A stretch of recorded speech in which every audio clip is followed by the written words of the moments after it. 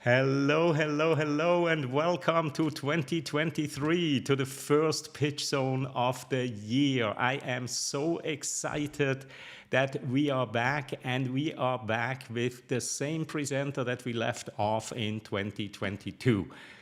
But before I get to that, let me very briefly explain what Pitch Zone is all about. Every week, 4 coaches meet and invite one presenter to show us a short pitch, a 2 to 3 minute pitch, and we then review that pitch. And of course, a great pitch is the result of iteration. So it is my real pleasure to welcome back Kirk Bogle. Kirk, how are you today? Doing great, Claudio. Thank you very much. Yourself.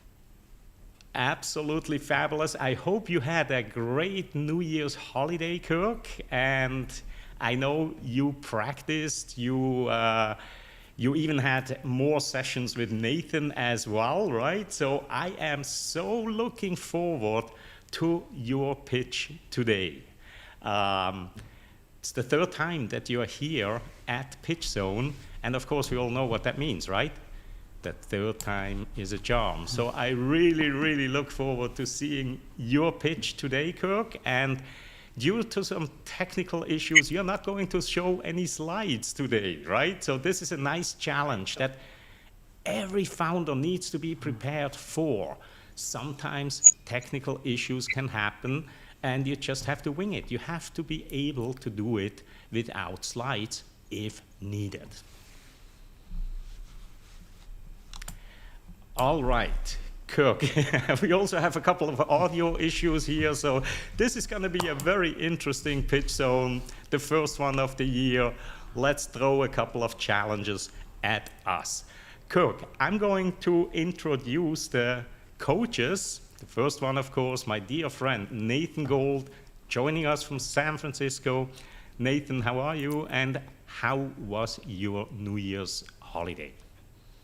Thank you. I am doing great here today. I'm looking forward to the year, and my New Year's holiday was quiet.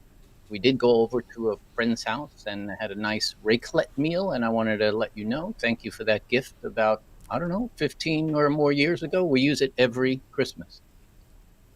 Awesome. Very cool. So Nathan, I'm going to put you into the coaches row up here and bring in our coach number 2, Scotty. Scotty Spursum, how are you today? I'm fine. Happy New Year. Happy New Year. How was your holiday? It was lovely. Quiet as well. Maybe it was just a quiet holiday for everybody around here. I don't know. But no, we had a good time, and we're happy for the rain, not quite so much of it. However, Nathan and I are on the West Coast in Northern California, and we're getting loads and loads of rain all the way up the West Coast. So amazing. It's all coming at once, and then in the summertime, you're looking, where did all the water go? So glad and you're we're not rain prepared now. for it. Yeah, we're not prepared for it either. I mean, that's the cycles, but we're looking forward to hearing more about Good Gate today, and I think it's going to be a good New Year. Excellent. So glad to have you back here, Scotty. I'm going to put you into the coaches row as well and bring in Rick Pollack, joining us from Massachusetts. Rick, how was your holiday? Holiday was great. I made it to a couple minutes past midnight before I went to sleep. So it was nice and quiet, and looking forward to 2023 and to hear Kirk present for the third time. Yes, absolutely. So Kirk, are you ready? Are you ready for the pitch? I am. Okay, let's see how we are doing with the sound and everything. Speak loudly because you are a little on the low side. Somebody is typing away very extremely here. There we go. Okay. So, Kirk, you know the drill. I will be putting up a clock, a little stopwatch, or not a stopwatch, a timer above the screen where you will be presenting. And the goal is to reach about 3 minutes, or no longer than 3 minutes. Let's see how it goes today, and just ignore all of the technical issues right now, and just give it your very, very best. Kirk, whenever you're ready, the floor is yours. The floor is yours. Thank you for listening to my story today. My name is Kirk Bogle, and I am the co-founder of a 2-year-old boy, Luke. And since he came into our family, I think that was the end of our peace of mind. My wife and I, we both work from home. There are so many distractions, and you just never feel like you have enough eyes on your child. We looked for and tried to buy, but no one made a moving baby monitor, something that would be based on Luke's real-time location within the home. And so we've been working on a project that we call GoodGate. And the way that GoodGate works is you have a tag that attaches to your child's clothing, their diaper waistband, and the tag communicates with beacons. You can set these up anywhere you want around the house, at the tops and bottoms of stairs. When your child approaches one of the beacons, the LEDs light up and flash. There's an alert chime and a sentence of spoken audio. Be careful, Luke, you're approaching the stove. Whatever you want to program it to say. And it's just another layer of oversight that will help teach your children spatial orientation through repetition of language, help alert them, and help give caregivers increased peace of mind. We're really excited by the idea of protecting children. Beyond what happens with the hardware, it's all controlled by mobile app. You can change whatever behaviors in terms of lighting and sound. And when a beacon's triggered, the alert goes right to your device. With family sharing, your babysitter's device can forward it to you while you're out at a dinner, and you can check in remotely. We're really excited by the extensions we see for elder tech, for pet tech, and adults with certain visual or other sensory needs. We see a lot of different avenues for value creation. The global baby monitor market opportunity will be $2 billion in a couple years, and elder tech is 10 times that. We've been basing our projections for revenues off of just the baby monitor market, and we've been looking to our go-to-market strategy, but also public filings from competitors who sell Wi-Fi baby cams. And so we see a $100 million business, and those are real-world numbers based on our competition by year 3. Another avenue of value is the margins are incredible. It's a proven and inexpensive technology. We see a 75% selling margin if we peg our pricing for a 3-pack starter kit. If we peg that to be like a Wi-Fi baby cam, we could cut that price in half and still have great margins, get in a lot more homes. And then we're talking about data lake creation. So there's just a lot of different avenues to creating value that we're excited about. My wife and I hope to follow in the steps of Eventbrite and other spousal co-founders. We'll both have our MBAs in a year. Strategic innovation we're studying and entrepreneurship. She's got a second concentration in marketing analytics. She comes from a product management background, so she always steers us toward the customer. I have retail experience, so I know how to bring products to market. We hope you'll consider us for your incubator. Thank you. Wow. This was an amazing job, Kirk. Really, really amazing, especially because you lost your slides in the very, very last moment. And I loved that touch there with the Eventbrite couple, this very, very nice. Very, very nice. One thing that I would like to point out before I hand it over to Scotty is more on the delivery side, the framing. Right now, your eyes are at around the center of your screen, almost a little bit below. Yes, there you go. Now you almost went a little too far. Yes, okay, there is about the sweet spot, right? Have your eyes roughly at the top third line on your screen. Really, really well done. And the other thing I want to very quickly do before I hand it over to Scotty is to welcome all of our viewers on YouTube. I see we have about four For visitors right now watching us, if you want to make any comments, if you want to help Kirk improve his pitch, please add your comments into the chat and I will bring them up as we are going through our feedback here.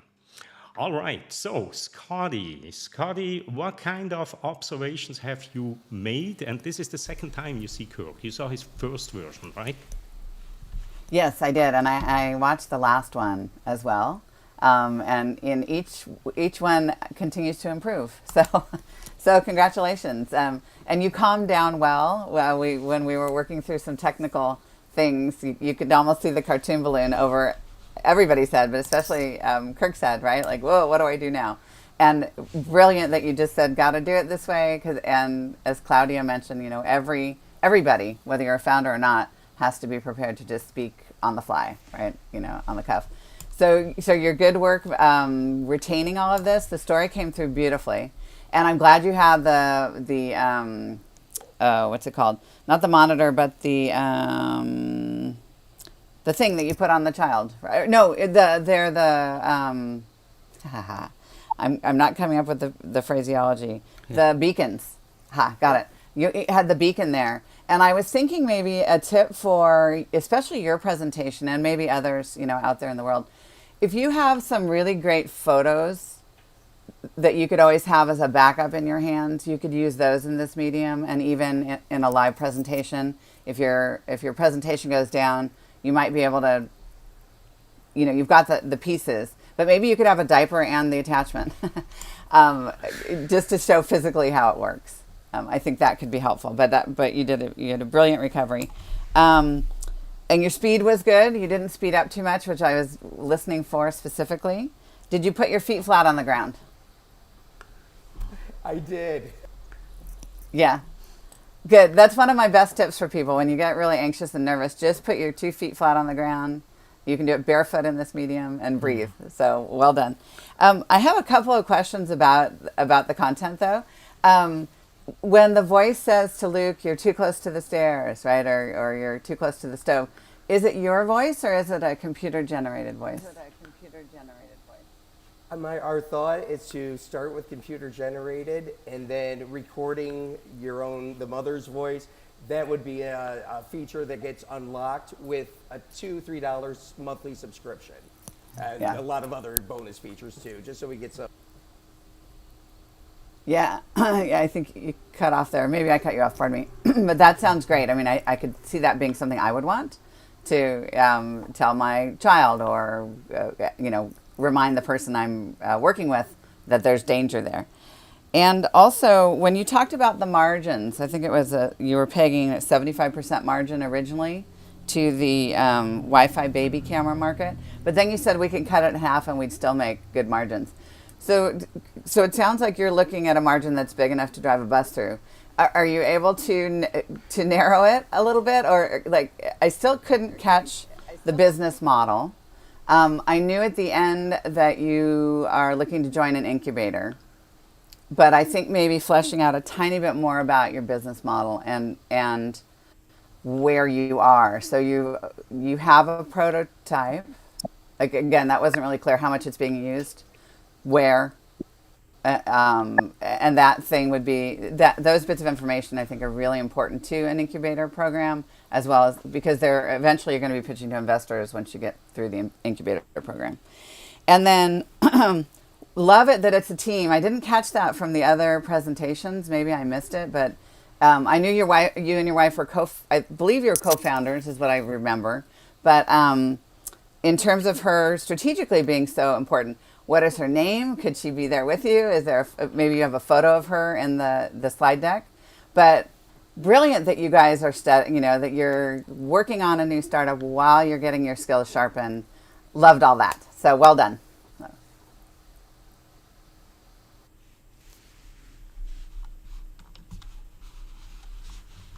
I can't hear anybody. Oh, okay. So this one, no technology issue. This one's Claudio issue here with the buttons. Too many buttons to press in these worlds, you know? So thank you so much, Scotty, for this great feedback. And I'm sure that you will have other thoughts as the session progresses here.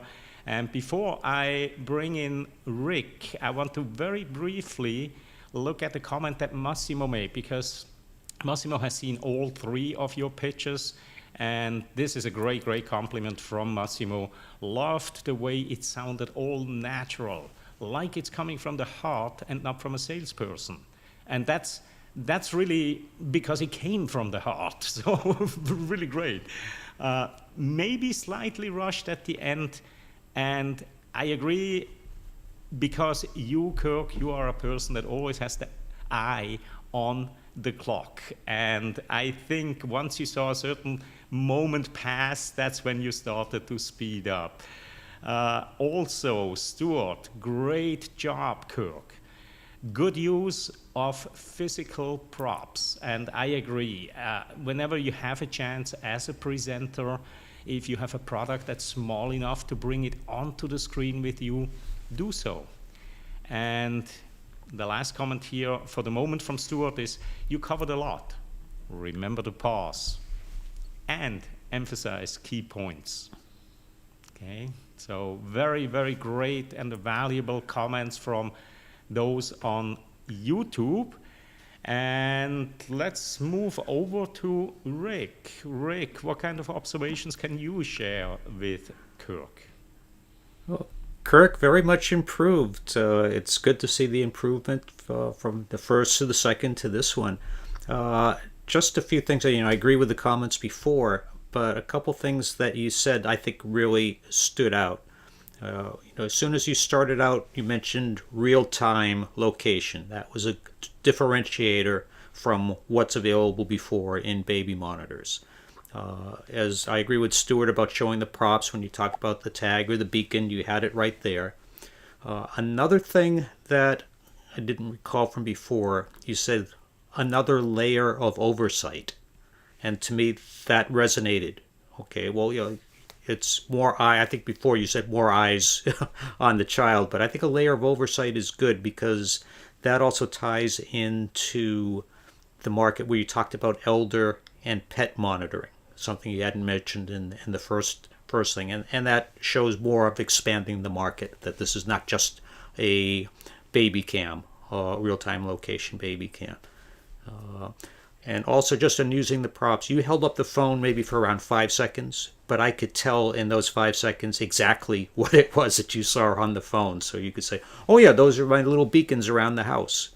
And yeah, I think Scotty had a great idea of it being the mom's voice, whereas if Luke's running around the house, if he hears your voice or if he hears your wife's voice, that's gonna, he's gonna respond to that more than a synthesized voice.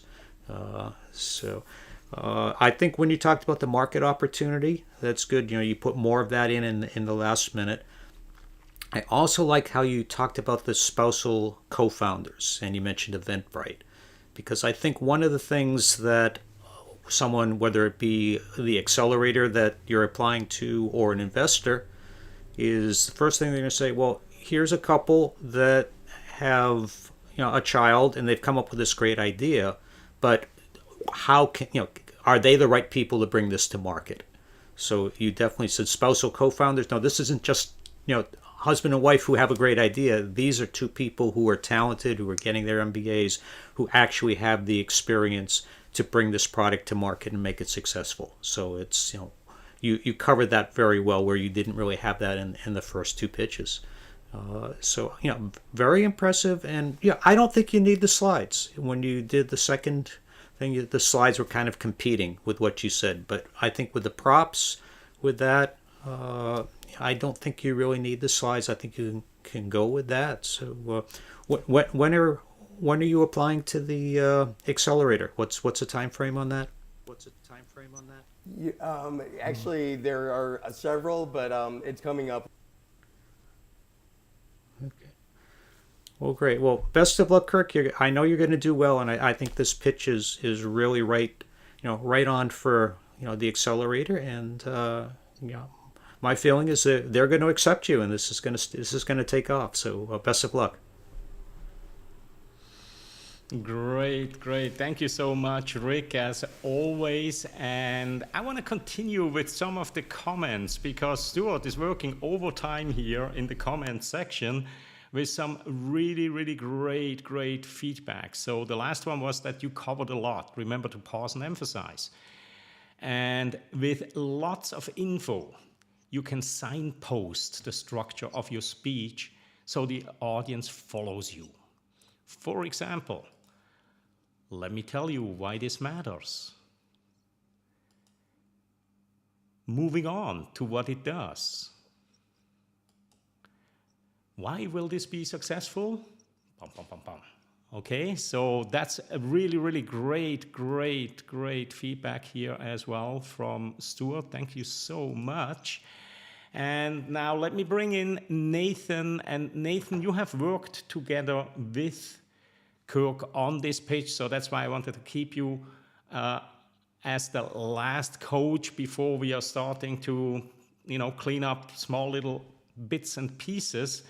Nathan, what kind of feedback do you have now for Kirk?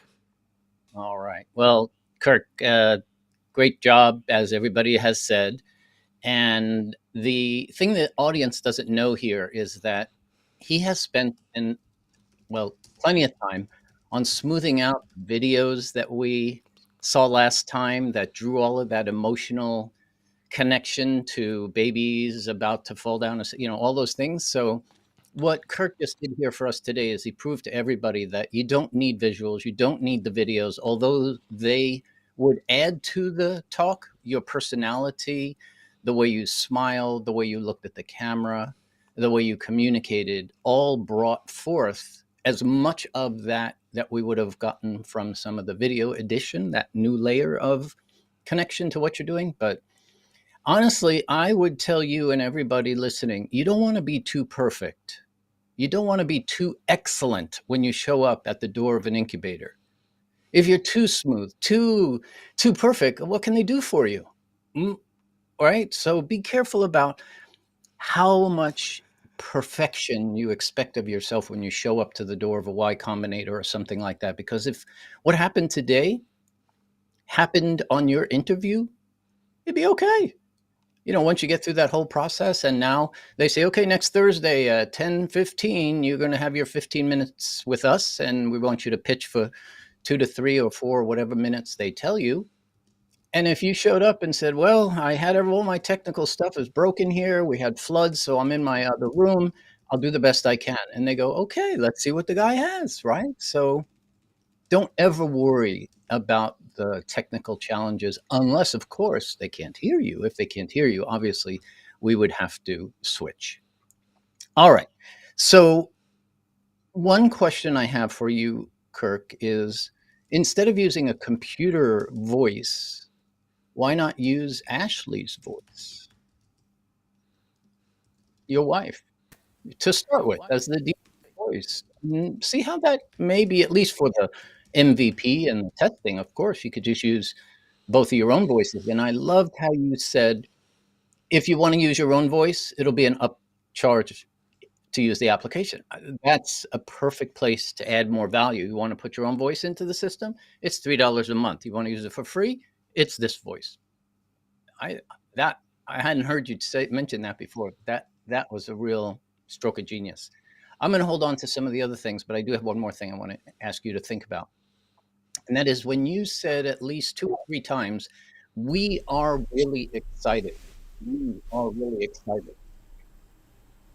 After the first time, it ought to be focused, or even the first time, ought to be focused on your customers are really excited. Our potential customers, the people we've been talking to, the people we've been showing this to, are excited. And give us that point of view, and it would sound more, more of a solid claim versus a personal claim that you're making because it's coming from other people. So I'll hold on to the other couple of things because we have plenty of time here. But all right,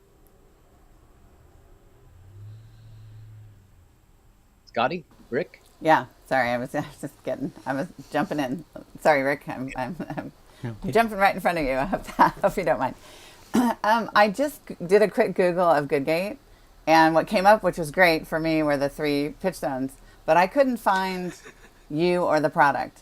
So is there a website? How far along are you? I couldn't see it quickly. I couldn't see it quickly. Yeah, we are at the idea stage and hoping to work with M Hub in Chicago for prototyping in the next couple of months.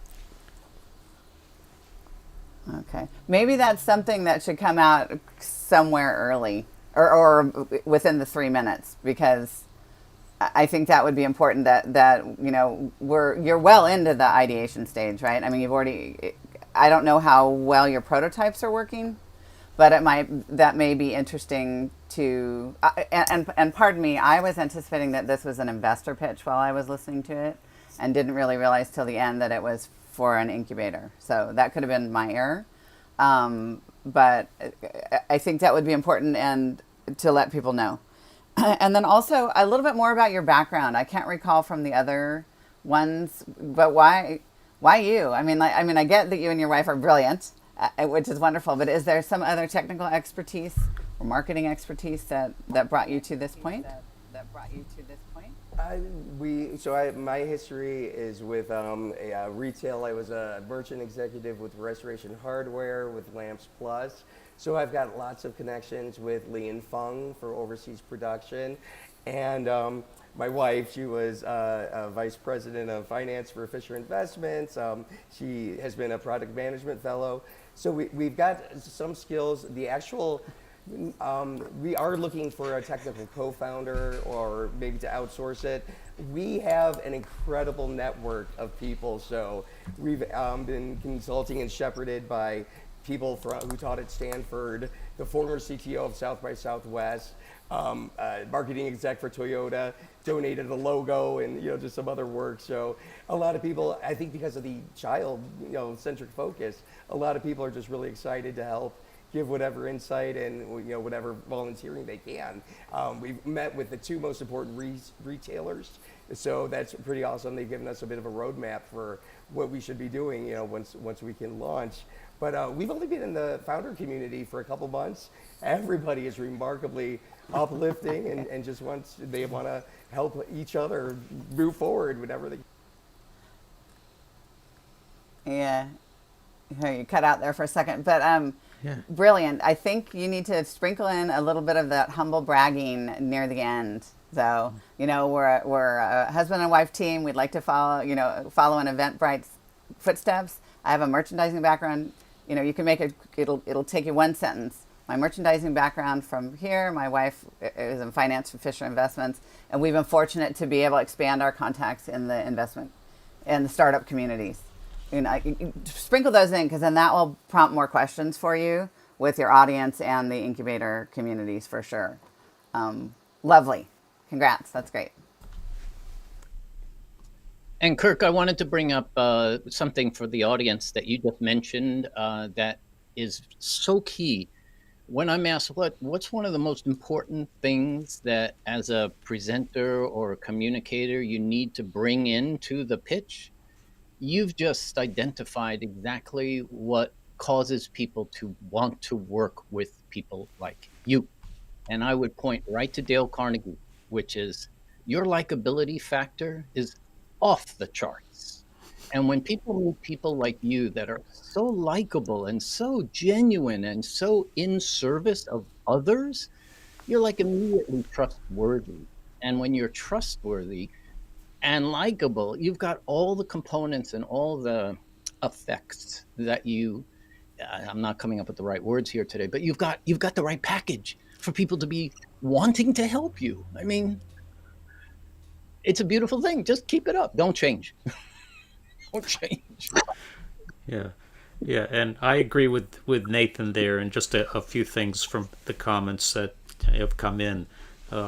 Nathan made the comment about after that, talking about the customer, and I think that's something you have to make sure that, even though this is applying to an incubator, and you want to talk about, you and your wife and why you, it comes down to the product, and it's not the product from your point of view, it's the product from the parents who are going to get that to monitor their babies, or the people buying it for the pets, or the assisted living places that are going to be buying this to monitor their residents. So, and the way Stuart had put that is a little, marks in there, the little things that will, let me tell you why this is important. Again, so looking at that and making sure that you're showing this, even though it's for an incubator, eventually it's going to be for the investors, and the people in the incubator are looking at that. How important is this going to be? Who's going to buy this, and what's the benefit for them? So it's more for the point of view, and this ties into any founder presentation, whether it be for an incubator or for an investor. But for the people watching this on YouTube, make sure you're talking about your product from the user's point of view. So, and as a founder, this is your baby as a founder, but you're not talking about your baby. You're talking about the people who are buying this, and whether it's the baby literally or the baby of your product, make sure it's from the user's point of view.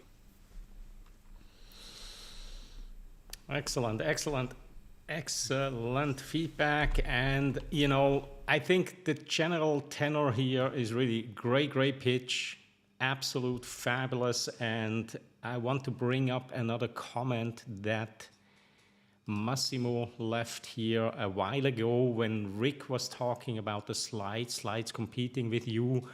And Massimo always pays a lot of attention to the slides, and he thinks as well that the props are actually a great substitute and can enhance your slides. So thank you very much for that, Massimo. And we also have Scott Peak. Scott made the comment here, great pitch, Kirk. I like your passion, and this adds on to what Nathan just said about the likability. No question about that. It comes through. Your passion comes through. One idea is to have some units out to families to provide feedback. That may be valuable for future reviews, yes. And nothing like real-life data, real-life voices that you can bring into the pitch. Our beta testers said this, said that, absolutely. Nathan, you have another comment here? Yes. Since we're talking about props, and I'm a big believer that props are so underutilized for these kinds of presentations, and as everybody has given you already feedback on this, keep using them, even though they're not a real thing, right? But when I saw you bring up the beacon, it maybe I was a little behind you, but it looked like you said, and here's the tag that goes in the diaper or in the clothing of the child, and you were holding the beacon up, and I said, boy, that is a big tag. So get yourself maybe an Apple tag or something, and hold that up as a comparison to the thing that plugs into the wall, and just to make sure the visual aspects, we understand the difference. And then bringing a diaper up, or a shirt that it just puts on, I think that would be a very powerful part of your pitch, and unforgettable, because most people don't use props, and they don't demonstrate things like that quite often when they're doing these kinds of pitches. So keep that up, and I'd be happy to help you fine tune that over the next week or 2 or 3. Okay. Yeah. No, Nathan, I was thinking the same thing, but I heard that it was a tag on the diaper, so I would really be interested to see what that is like, because when a child goes to sleep, is the tag still on them? There's all that stuff, right. And I would assume it all connects to your Wi-Fi. So I think there's a little chip that gets inserted into the foot, and then there's no. I'm kidding. No, but yeah. I mean, ultimately, you're going to get asked the question, what happens when your Wi-Fi is down? Is there any kind of battery backup or that kind of a thing? Just right now, as we're going through this gnarly storm on the West Coast, and my sister's power's out. But that was great. And I think I'd love to meet your wife as well. I mean, I don't know if she's comfortable in this medium or at the incubator. I don't know how your scheduling will work because it sounds like you guys are in the thick of these big, demanding energy years, and I remember them well, as well as starting a startup on top of it. But I think you both should really consider that or having her somewhere in the mix. Yeah, I think that would be highly valuable because you have the marketing and the finance, right? And your merchandising is from what? Restoration Hardware and Lamps Plus, so you know how to work. You know how to work merchandise, right? Or how to sell things and how to package a good product. So, I think it's fun to see sort of the power couple, or not power couple, power entrepreneurial power couple. I think it's pretty cool. Not every couple can do that. I mean, I could never work with my husband. I love him dearly, but I wouldn't want to work with him. I mean, we work together well when we're not working together. So, would she be interested? Yes, definitely we'll find a way to work it in. You would love her. She's a force of nature. Nathan has met her. Now it's been a couple of months since last.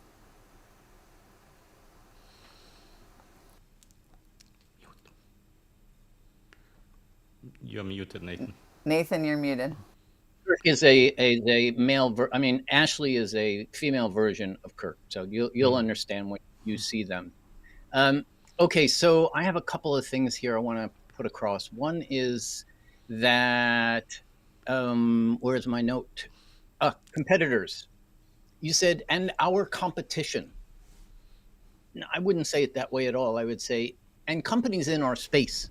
Just for the first initial, yes, you're going to have a competition slide one day, but I wouldn't bring up that word in this first 3 minutes if you don't have to. I mean, if there's not an 800-pound gorilla out there that's doing all the baby monitors and they're known for, like, they're the big guys out there, then I would skip it personally. And then I wanted to point out to everybody online something that Kirk said, that you might have caught it, but you might have also missed the effect when he said that we're following in the footsteps of the Eventbrite of the world. If you don't know why that's such an important statement, think about what he said afterwards. My wife and I, co-founders. Eventbrite is a company that was started by husband and wife. So has Cisco, not the food company, but the tech company. And so the reason he said that is because very often in the investor world, people are deathly afraid of working with husband and wife teams. So if you're an entrepreneur team out there, husband and wife, yeah, you're going to get pushback from many investors that says, no way, nope, sorry, that's just a rule we have here. But just understand that it's going to be a little bit more challenging to find investors that will be willing to go full on with you. Okay? Especially early stage companies. But don't let that stop you, because all you need to say is, well, we're hoping to be, just like you said it. I'm not even going to amplify what you just said. So well done on that. I liked it very much, and I hope the audience can appreciate that now. Yeah, and I agree with Nathan. But Kirk, one other thing, and this is, I think, just advice for people like you putting things together. You had to decide that I'm going to put these things in my 3-minute pitch and leave these other things out for Q&A. And I know you left out the whole part of how does this work. This is like a Bluetooth area. It's Bluetooth, not Wi-Fi. But I think one thing you need to do now is make sure that, okay, this is in my 3-minute pitch. These are the questions I'm going to get afterwards. How does it work? Where are you going to manufacture this? All the things that you probably said I need to talk about, and then you just went through it and said, nope, don't have time to talk about that. That's for the Q&A. But maybe you could just talk for a minute of how you decided that, and then what are your plans before you start to going through that of how you're going to do the Q&A. So, Kirk, why don't you tell us a little bit more about your decision tree? Well, it's been things like this. Giving the pitch and finding out what resonates. Maybe I'm sure all of you could find one sentence that would telegraph everything that needs to be there. For me, I was having trouble, saying how can I get this across without taking the listener into the weeds. So it really was just kind of stripping down of, yeah, this is something. I think my first version was something like an 8-minute video. So you start just kind of paring it away and figuring out what can be stated more eloquently, more concisely, what can just be stripped right out, and hopefully prepared for Q&A. And at the stage that I'm in right now and the audiences that I'm looking at, it seemed as though, things about production, things about production and the contacts that we have there from our work history, that's great, but it's something that I could probably just leave out, until we delve into that. So it's definitely very difficult. And from the last episode, it was wonderful to kind of get all that feedback. Hey, you've got two audiences here, and one of them's investors or the incubator admissions team. So getting back to the focus on some of the financials, because we've got so many exciting things that we've kind of built up and modeled there that I could spend a whole presentation just on that. But yeah, I think if my slides had guided me, then it might have come out a little bit more balanced. But we did well with what. Yeah, no, I think you did well on deciding what to cover and what not. And I know when you get those Q&As, you'll be prepared. So I think that's, as long as most people, founders who are giving a pitch, you've got to spend as much time on that after Q&A. Don't just leave that for chance or wing that. You've got to prepare that too. Yeah. Yeah, that's a really important point that you just made, Rick. I've always told my clients that people don't win on the pitch. They win or lose in the Q&A. And people don't typically rehearse Q&A as hard as they rehearse the pitch, for good reason. We can spend time on that in another session. But Kirk, just to leave you with a couple of things here, one or two more things that I had on my list, just to go on what you just said there and what Rick just said about where to focus and how to get your product across in a way that people really see the value is. You don't want to focus on the features and functions of the product in a pitch like this as much as the value or the results or the outcome that people will get from the product. So that's all. We just focus on the value. And the last thing I want to mention for today is you mentioned very quickly at the end, and perhaps you were speeding up just to get done, is the data link creation.